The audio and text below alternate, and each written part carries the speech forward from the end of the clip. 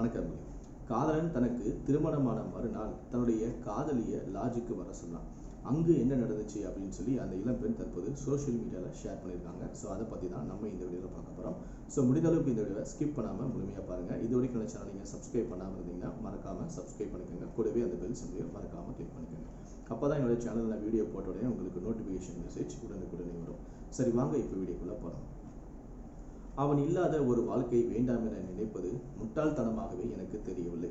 ஆனால் அவன் ஏமாற்றியதை என்னால் தாங்கிக் கொள்ளவும் முடியவில்லை. பெண்கள் மட்டும்தான் காதலில் ஏமாறுவார்கள் என்று ஆணாதிக்கம் சொல்லி சொல்லி என்னை போன்று ஏமாறும் பெண்களின் குரல், வாழ்க்கை எல்லாமே ஒடுங்கி தொலைந்து போய்விடுகிறது. அவன் அழைத்துச் சென்ற அனைத்து இடங்களுக்கும் நான் சென்றிருக்கிறேன், படுக்கை அறை தவிர. அதுதான் என் ஏமாற்றத்திற்கு காரணம் என்றால் கவலை இல்லை. ஆனாலும் இந்த ஏமாற்றத்தை தாங்க முடியவில்லை. ஒரு ஆண் காதல் தோல்வியை சமாளித்து விடுகிறான். ஊருக்கே தெரிந்தாலும் அவன் எதிர்காலத்தை அது பாதிப்பது இல்லை. ஆனால் எனக்கோ அழுவதை தவிர வேறு வழி இல்லை. அதுவும் ரகசியமாக அழுவது. வெளியே தெரிந்தால் குடும்பமே தலை குனிய வேண்டும். இன்று அவன் திருமணத்தை காண எந்த தைரியத்தில் செல்கிறேன் என எனக்கே தெரியவில்லை. ரகசியமாக அழுது கொண்டு இருக்கிறேன். கண்ணீர் வராமல் அழுவது ஒரு பெண்ணான எனக்கு கைவந்த கலைதான். இந்த கல்யாணம் நின்றுவிடக் கூடாதா என்ற ரகசிய ஆசை தோன்றுவது போல் என்னை மேலும் மேலும் பலவீனமாக்குகிறது.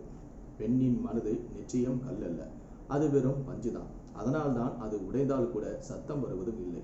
மௌனம் மட்டும்தான் மிஞ்சுகிறது. வாழ்க்கை முழுவதும் இன்னும் மௌனத்தை மட்டும்தான் சுமக்க வேண்டுமா என எண்ணும் போது வாழ்க்கையே பலிக்கிறது. அவனது இந்த மனவரை என் கல்லறை போல எனக்கு காட்சியளிக்கிறது. அவன் அங்கே எரிப்பது என்னை தான். ஆனால் என் அறியாமை மட்டும் எரியாமல் என்னை வதைக்கிறது. கையில் அவர்களுக்கு கொடுக்க எடுத்து வந்த பரிசு அவன் எனக்கு கொடுத்த எல்லா பரிசுகளையும் அதில் நான் வைத்திருந்தேன். இனி இவையெல்லாம் அவனது புது மனைவியிடம் இருப்பதே சிறந்தது. அவனது மனைவியாக என்னை நினைத்து கொண்டுதான் நான் இத்தனை நாட்களாக வாழ்ந்து வந்தேன். கடிதங்களை மட்டும் அவன் நினைவாக எடுத்தும் கொண்டேன். தம்பதிகள் மாலையை மாற்றிக்கொண்டனர். பயம் என்னை சூழ்ந்து கொண்டது. தாலியை எடுத்து மணப்பெண்ணிற்கு கட்டினான். என் நம்பிக்கை என் கண்ணீரில் மூழ்கியது. கண்களை துடைத்து கொண்டோம், யாரும் பார்ப்பதற்கு முன்பாக. இப்போது தனிமையின் பயத்தை நான் உணர்கிறேன். பரிசினை கொடுக்க மேடைக்கு சென்றேன். கவனமில்லாத புது மனைவியின் முகம், மன்னிக்கவும் புது மனைவி என்றதற்கு. என்னை பார்த்தும் எந்த ஒரு சஞ்சலமும் இல்லாத அவனது முகம் என்னை எரிச்சலூட்டியது. மணமேடையை விட்டு கீழே இறங்கும்போது சந்தோஷத்தை விட்டு நீண்ட தூரம் செல்வதைப் போல எனக்கு பயமாக இருந்தது. விருந்தில் சென்றும் அமர்ந்தேன். உணவுகள் இறங்கவில்லை. இறந்து போன செடிகளுக்கு நீர் எதற்கு? ஏதோ ஒரு எழுத்தாளர் எழுதிய கதையில் படித்த இந்த வரிகள் தான் என் ஞாபகத்திற்கு வந்தது. இறந்த செடியைப் போல என்னை நான் உணர்ந்தேன். வாழ்க்கையில் அடுத்து எங்கு செல்கிறேன் என தெரியாமல் பேருந்தின் ஜன்னலில் சாய்ந்து கொண்டே வீட்டை நோக்கி சென்றேன். தலையணையில் தலை வைத்து படுத்தும் கொண்டேன். அவன் என்னருகில் இல்லாத இந்த உலகம் என்னை மிரட்டுகிறதைப் போல நான் உணர்கிறேன். சுருண்டு படுத்து கொண்டேன். என்னுடைய தலையணை நனைவதை கவனிக்காமல் திணறிக் கொண்டு இருந்தேன். அவனிடம் கடைசியாக பேச வேண்டும் போல இருந்தது. ஃபோனும் செய்தேன். ஃபோனையும் அவன் எடுத்தான்.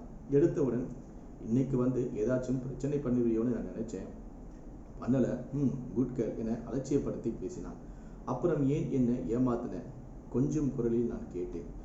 என்னோட நிலைமையை புரிஞ்சுக்கோ செல்லும். டேய், செல்லன்னு சொல்லாதடான்னு கோபமாக சொன்னேன்.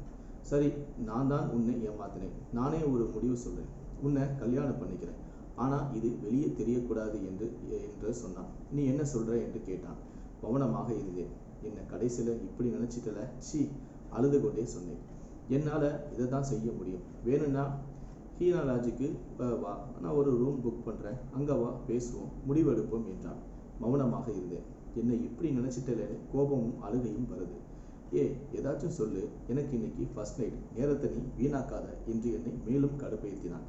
நான் மௌனமாக இருந்தேன். சொல்லு, இல்லையான்னு ஃபோனை கட் பண்ண என்று சொன்னான். நானும் கடைசியாக சரி என்றேன். நான் என்ன பண்ணுறேன்னு எனக்கே புரியலை. ஆனால் இந்த சரி வார்த்தைக்கு மட்டும் சரியான முடிவு கொடுக்காம விடமாட்டோன்னு உறுதியாக நினைக்கிறேன். சரியா மை டார்லிங்? ஓகே, நாளைக்கு வேண்டாம், இந்த வாரம் சண்டே நம்ம மீட்டிங்கை வச்சுக்கலாம், ஓகே? சந்தோஷமாக சொல்கிறான். சரின்னு ஃபோனை கட் செய்தேன். நான் செய்வது சரியா? எனக்கு ஆறுதல் சொல்ல யாருமே இல்லை. இந்த உலகமே என்னை ஒதுக்கி வச்சிருக்குன்னு எனக்கு தோணுது என்றால் அந்த பெண்மணி. சண்டே ஹீனா லாட்ஜுக்கும் போனேன். அது வேற மாதிரியான இடம்னு மட்டும் எனக்கு போன உடனே தெரிந்தது. உள்ளே நுழையும் போது எல்லோருமே என்னை ஒரு மாதிரியாக பார்க்குறாங்க. எனக்கு அழுகழுகையாக வருது. உள்ள போன உடனே வாட்ச் எல்லாம் உட்காரு, கையில என்ன மறைச்சு வச்சிருக்க, துப்பாக்கியா என சத்தமாக சிரித்தான். டிஃபன் பாக்ஸ் என்றேன். உனக்கு பிடிச்ச கேசரி எடுத்து வந்திருக்கிறேன் என்று சொன்னேன். பா, எனக்கு கல்யாணமான பிறகும் என்னை இவ்வளோ லவ் பண்றியா? அசிங்கமாக சிரித்தான். நீ கூட கல்யாணமான பிறகு வேற ஒரு பெண்ணை லாட்ஜுக்கு வர சொல்லியே என அமைதியாக அவனுடைய முகத்தை பார்க்காமல் சொன்னேன். ஓ, புரிஞ்சிருச்சா? ஓகே ஓகே, கேசரியை சாப்பிட்டுக்கிட்டே சொல்றான். இரு, நான் போய் குளிச்சுட்டு வரேன், பேசலாம் அப்படின்னு சொல்லிட்டு பாத்ரூமுக்கு போயிட்டான். நான் என்ன பண்றேன், இதனால என் குடும்பத்துக்கு கெட்ட பேர் வருமே, வருத்தமாகவும் குழப்பமாகவும் இருக்கு. அவன்கிட்ட சொல்லிடலாமா என்றும் எனக்குள் ஒரு குழப்பம். நான் போய் கதவை பூட்டி சாவியை மறைச்சு வச்சுட்டேன். 2 பேருமே அமைதியாக உட்கார்ந்துருந்தோம். என் பக்கத்துல அவன் வந்தான். அழ ஆரம்பிச்சிட்டேன். அவன்கிட்ட உண்மையை சொல்லிடக்கூடாதுன்னு என் பல்ல கடிச்சிக்கிட்டே இருந்தேன். ஆனா என்னால சொல்லாம இருக்க முடியல. அழுது கொண்டே சொன்னேன். நீ கொஞ்ச நேரத்துக்கு முன்னாடி சாப்பிட்ட கேசரியில நான் விஷத்தை கலந்துட்டேன். குரல் தடுமாறுது எனக்கு. உன்னை நல்லவனை நினைச்சேன் பாத்தியா? சே, நீ எல்லாம் வார்த்தை எனக்கு தடுமாறுது. நீ எல்லாம் ஒரு மனுஷனா? சே, சாவுடா. உன்னை போய் காதலிச்சேன் பாரு, இதுதான் சரியான முடிவுன்னு தோணுது. உன்னை மாதிரி இருக்கிறவங்களுக்கெல்லாம் இப்படிதான் சாவடிக்கணும் என்று நான் கோபமாக சொன்னேன்.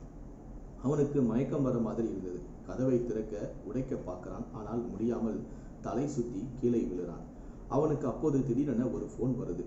மொபைலை நான் வேகமாக அவன் கிட்ட இருந்து பிடுங்குகிறேன். யாருன்னு பார்த்தேன். அவனோட மனைவி. அதே கவனமில்லாத அமைதியான முகம். என்னை இந்த முகம் கதறி அழ வைக்குது. ஒரு பெண்ணோட வாழ்க்கையை இப்படி நாசம் பண்ணிட்டேன்னு என்ன நானே அடிச்சுக்கிட்டேன். கதறி அழுததை தவிர வேற எதையுமே என்னால் அந்த டைம்ல செய்யவே முடியல.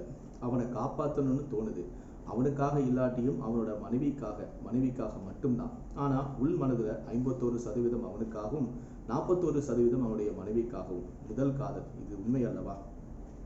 பக்கத்து டேபிளில் இருந்த உப்பை எடுத்து வந்து தண்ணீரில் கரைச்சி அவனை அதிகமாக குடிக்க வச்சேன். அவன் வாந்தியும் எடுத்தான்.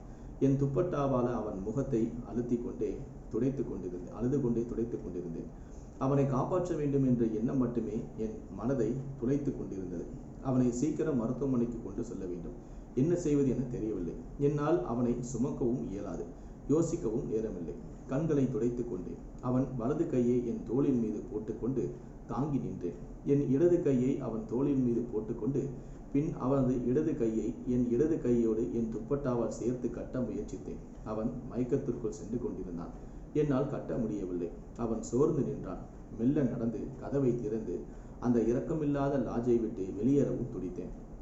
அப்போது திடீரென ஒருவன் வந்து என் தோளை மேலே கையை வைத்து, யாரு நீ, எவ்வளோ வேணும் என கேட்டான். நான் அவனை பழிவாங்க இங்கு வந்திருக்க கூடாது, வந்திருந்த நான் மன்னித்திருக்கவும் கூடாது என என்னுடைய மனதுக்குள் நானே கடித்து கொண்டேன். கையை எடுடா, கோபமாக எச்சரித்தேன் அவனை. ஞாபகம் வந்தது. இடுப்பில் நான் மறைத்து வைத்திருந்த கத்தியை எடுத்தேன். அவன் பதறிவிட்டான். அவனை கத்தியால் குத்தவும் முயன்றேன். பழக்கமில்லாததாலும் அவன் உடனே விலகியதாலும் தப்பி விலகினான். பின்பு லாட்ஜை விட்டு வெளியேறி மருத்துவமனை இருக்கும் திசையை நோக்கி நடக்க ஆரம்பித்தேன். அவனை என்னால் சுமக்க முடியவில்லை. என் தோள்கள் வலுவிழந்து வலிப்பதை நான் உணர்கிறேன். அவனுக்காக என எண்ணும் போது அதை நான் மகிழ்கிறேன். தூரத்தில் ஒரு மருத்துவமனை தெரிகிறது. இனி அவன் பிழைத்து விடுவான். அவனை அணைத்து கொண்டே இழுத்துச் சென்றேன். அவன் மனைவி என்னை மன்னிப்பாள் என நம்புகிறேன். காப்பாற்ற வேறு வழி தெரியவில்லை. அரை மயக்கத்தில் இருந்தவனை ஸ்ட்ரெச்சரில் படுக்க வைத்து அவன் காதலியை சென்று உன் மனைவியோடு மகிழ்ச்சியாக இரு என்ற வார்த்தையை மட்டும் உதிர்த்தேன். என் கண்ணீர் அவனுடைய கன்னத்தில் முற்றுப்புள்ளி வைத்தது. என்னை இனி அவன் ஒருபோதும் மறக்க மாட்டான். இது போதும் என்று எனக்கு தோணியது. கால் போன போக்கில் நடக்க ஆரம்பிச்சேன். ஆனால் வாழ்க்கையோட இறுதி நொடிகளை எங்கிட்ட இருக்கேன்னு மட்டும் எனக்கு தோணுச்சு. நான் பாரதி கண்ட புதுமை பெண்ணா இருக்க முடியாத நினைச்சு வருத்தப்பட்டேன். வாழ்க்கை ஆசைப்படுறதுல திறந்து ஆசை நிறைவேறும் போது முடியணும். இப்போ முடிஞ்சா நல்லா இருக்கும்னு எனக்கு தோணுது. எனக்கு ரயில், பஸ்ல, படியில் நின்று ஃபுட்போர்டில் போகிறது ரொம்ப பிடிக்கும். நான் அவனை முதல் முறையாக பார்த்தது கூட ரயில் படியில் நின்று போகும்போது தான். அங்கதான் என் வாழ்க்கையோட மொத்த ஆசையும் உருவாச்சு. அங்கேயே என்னோட வாழ்க்கையை முடிச்சா நல்லா இருக்கும்னு எனக்கு தோணுச்சு. சில பேர் காதல்ல அப்பா அம்மாவை நினைச்சு கூட பார்க்கறது இல்லை. ஆனா நான் இப்போ கடைசி நேரத்திலேயாவது நினைச்சு பார்த்தேன். நினைக்கும் போது எனக்கு பெருமையாகவும் இருக்கு. அம்மா, இனி என்ன காலையில எழுப்ப கஷ்டப்பட வேண்டாம். நீ நிரந்தரமாக தூங்கிட்டேன்னு மட்டும் யாராச்சும் ஆறுதல் சொல்லுங்க. இப்படி தற்கொலை பண்ணிக்க கூடாதுன்னு எனக்கு ஆறுதல் சொல்லுங்க அம்மா. நான் இப்போவே உன் கூடவே உன்னை கையை பிடிச்சிக்கிட்டு நம்ம வீட்டுக்கு வரணும்னு ஆசையாக இருக்குது. சாரிம்மா. அப்பாவோட அதட்டல் இனி இருக்காது. ஆனால் அந்த அதட்டல் தான் நம்ம எல்லோரையுமே எப்போவுமே குழந்தையை போலவே வச்சுக்கிட்டு இருக்கும். உண்மையாகவே அந்த அதட்டல் ஒரு சந்தோஷமான பாச போராட்டம்னு இப்போதாம்மா எனக்கு புரியுது. அப்பா, நீ இப்படி பண்ணக்கூடாதுன்னு என்ன அதட்டுங்கப்பா. நான் திரும்ப வீட்டுக்கே வந்துடுறேன்ப்பா. வீட்டுக்கு உங்கள் கூடவே வரணும்னு ஆசையாக இருக்குப்பா. வந்து கூட்டிகிட்டு போங்கப்பா. இந்த நரகத்தில் இருந்து என்னை கூட்டிகிட்டு போங்கப்பா. உங்கள் கூடவே பாதுகாப்பாக வீட்டுக்கு இன்னும் ஒரு தடவையாச்சும் போகணும்னு ஆசையாக இருக்குப்பா. உங்களை விட அவன் பாதுகாப்பான்னு நினச்சி தப்பு பண்ணிட்டேன்ப்பா. தப்பு தான்ப்பா. உங்கள் குழந்தைய கையை பிடிச்சிட்டு கூட்டிகிட்டு போங்கப்பா. Sorry date. இன்னும் என்னென்னவோ என் மனதுக்குள் தோணுகிறது. ரயிலில் ஏறி படியில் நிற்கிறேன். காற்று ஜில்லுன்னு வருது. கண்ணு மறுபடியும் கலங்குது. நான் யோசிக்கிறது சரிதானான்னு வாழ்க்கையில் நிறைய சமயங்களில் எனக்கு சந்தேகம் வரும். ஆனால் இப்போ சந்தேகமே இல்லை. வாழ்க்கையை முடிச்சுக்கலாம். பக்கத்து தண்டவாளத்தில் ஒரு ரயில் வருது. விழுந்திடலான்னு நினைக்கும் போது அவன் என் கையை இறுக்கமாக பிடிக்கிற மாதிரி பழைய ஞாபகமும் வருது. ஆனால் இனிதான் அவன் இல்லையே, ஏமாத்திட்டான். இன்னும் கொஞ்சம் அழலாம்னு தோணுது. அடுத்த ரயில் வரட்டும், அதுவரை காற்றை அனுபவிக்கிறேன். மூச்சு வாங்குது, கண்ணு கலங்குது. இந்த ரயிலோட வேகத்தில் என் வாழ்க்கையும் ஓடிடுச்சே. பெருமூச்சு விட்டேன். இன்னொரு ரயிலும் வருது. ஏமாத்தவங்க வாழ தகுதி இல்லாதவங்கன்னு தோணுது. இந்த ரயிலோட வேகத்தை பார்க்கும்போது இந்த ரயில் என் மேலே மோத ஏன் இவ்வளவு கோபமாக வருது? ஏன்னா நான் ஏமாந்துட்டேன். அதான் கோபம் வருது. என் இதயம் துடிக்கிற சத்தம் கேட்குது. ஒரு நொடி சிரிக்கிறேன், மறுநொடி அழுகிறேன். தாங்க முடியாமல் இதயம் வலிக்குது. கம்பியை பிடித்து கொண்டே வெளியே என் உடலை நீட்டினேன். என் கண்களை இறுக்கமாக மூடிக்கொண்டேன். மிக அருகில் வந்தது அந்த ரயில். எங்கள் காதல், அவன் கல்யாணம், பின் அந்த லாஜின் அவனுக்கு விஷம் கொடுத்தது. பின் நானே காப்பாற்றவும் முயற்சித்தது. அவனை மருத்துவமனையில் இறுதியாக பார்த்தது.